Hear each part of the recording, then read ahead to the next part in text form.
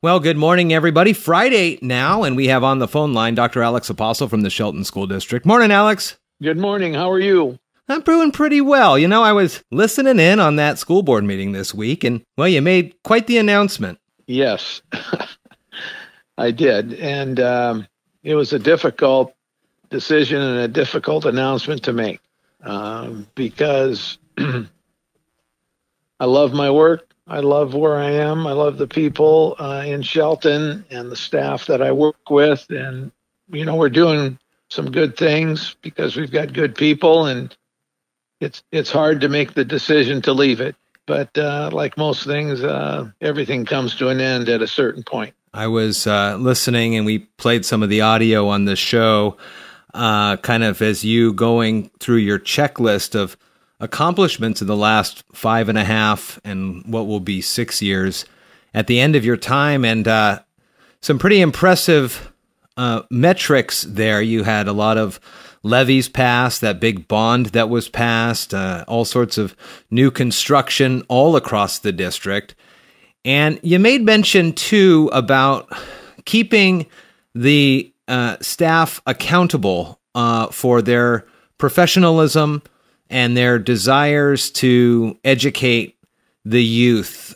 And it's when I hear folks talk in the community, that's one thing that they talk about, is that you are looking to make sure that the folks who are teaching in the district, they want to be there. They're not there for summers off. Is that kind of, is that where you've come to your place as superintendent on instructing folks? That's kind of that's what you tell folks?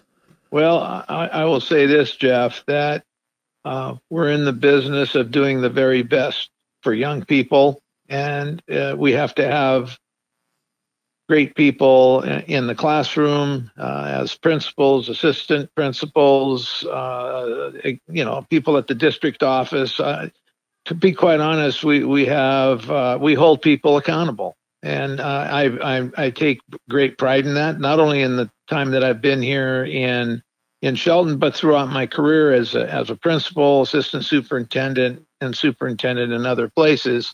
Nothing happens unless you have the right people in the right place. And quite frankly, we've established some very high standards of performance for our people in Shelton and other places that I've been in leadership positions. And if you've got to have a high standard and a high expectation of everyone, or everything that you're talking about doing will not be happening. And I can honestly say that we have done that in Shelton.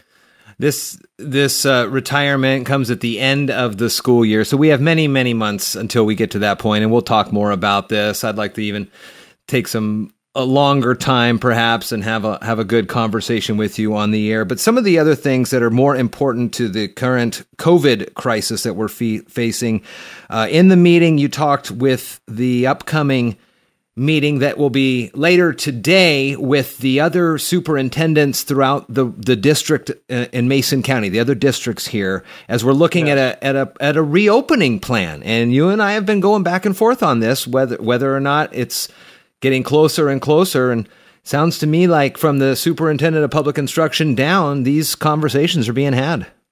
Oh, absolutely. And we want to be preemptive in Mason County. And one of the things I mentioned to my colleagues is that, coming together and having a comprehensive and consistent plan as far as how we're going to reopen schools is going to be very important.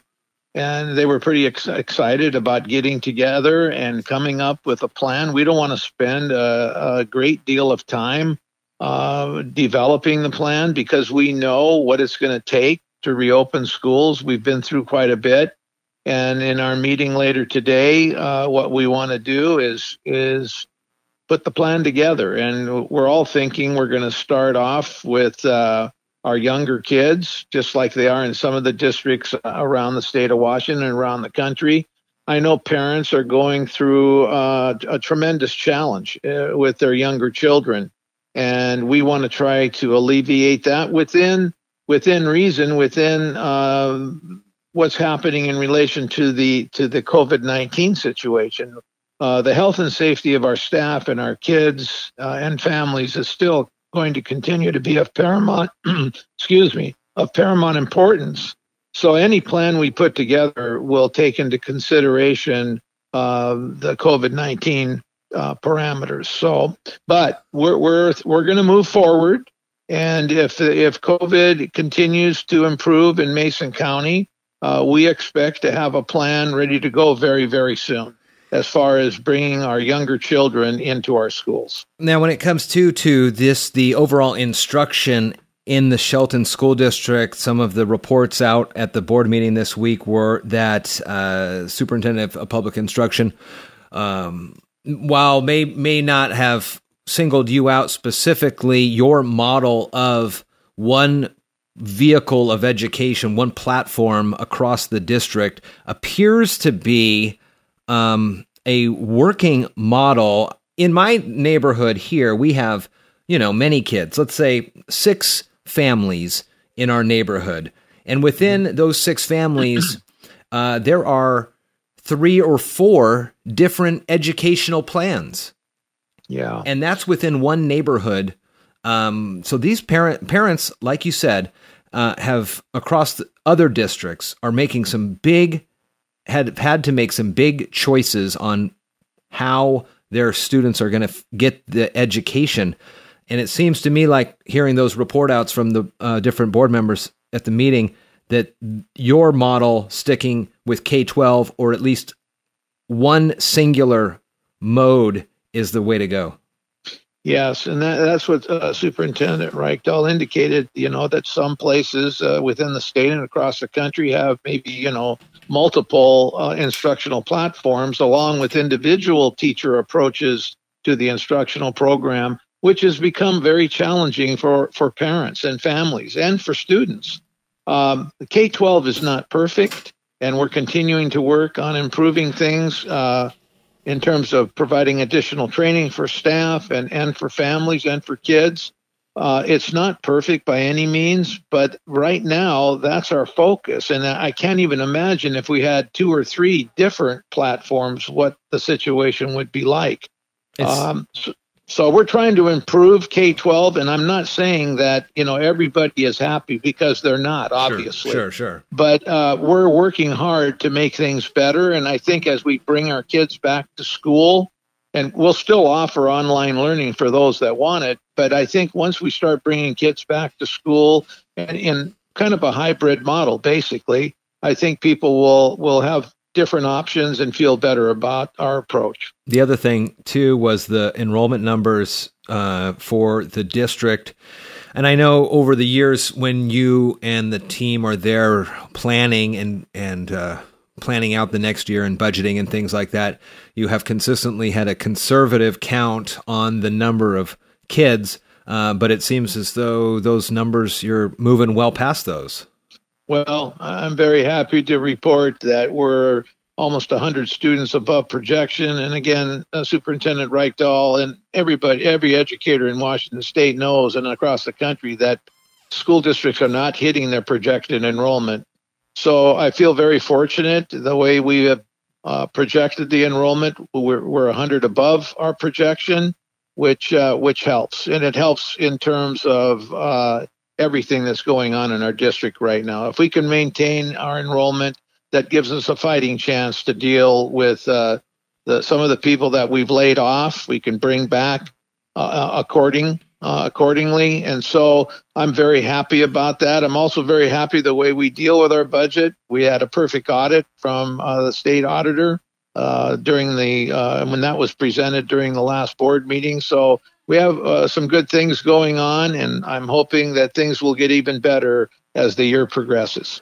Dr. Alex Apostle from the Shelton School District. One thing last on the perhaps reopening or just the gathering of all the supers. So if you guys and gals get together and with also the help of Dr. Stein at the health department, come up with a plan, where does that plan then go? Does it go to the county commissioners or does it go to the state school board?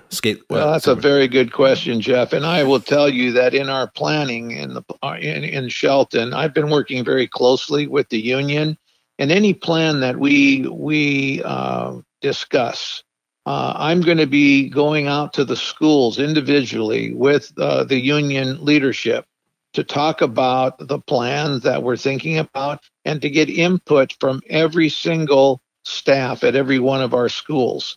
That's going to be real important because our teachers are the ones that are on the front line, and we want to make sure that this time around, as we bring our students back to all of our schools, that we are sharing that plan with teachers, getting input from teachers. I'm also going to put together a parent advisory committee to inform parents at every level what this plan may look like and to get their input. And then, of course, we're going to work closely with our school board. So there's about 3 or 4 steps that we're going to go through to make sure that we have a harmonious reentry into our schools by our students. Well, the last thing I want to do is to develop a plan in isolation and people complaining about it. I don't want that. And so we're going to spend a lot of time, not a whole bunch of time, but time with people to get their input on the plan. Well, it certainly is an attractive proposal to get the kids back in the schools, and everybody is looking forward to that as they see the numbers. But then, too, I guess at the same time, across the collegiate landscape, those schools have been really facing some big COVID numbers as they bring people back, and then they say, wait, now they have to go home. So it's right. It looks good and it sounds good to have the kids back in the classroom, and hopefully with this good planning and the numbers on the downward trend that we're able to get there. Well, that's true, Jeff. And, there's always a chance where we start bringing kids back and then we run into some challenges as far as COVID is concerned. But if that were to take place, we're prepared to go back full time online. We don't want that to happen, but it could happen. So we'll be keeping in touch, I'm sure, Jeff, in terms of the plan and how things are going. Sounds good. Dr. Apostle, good to talk with you, and have a good weekend, and we'll check in next week. Thank you. Always good to talk with you, Jeff. Take care.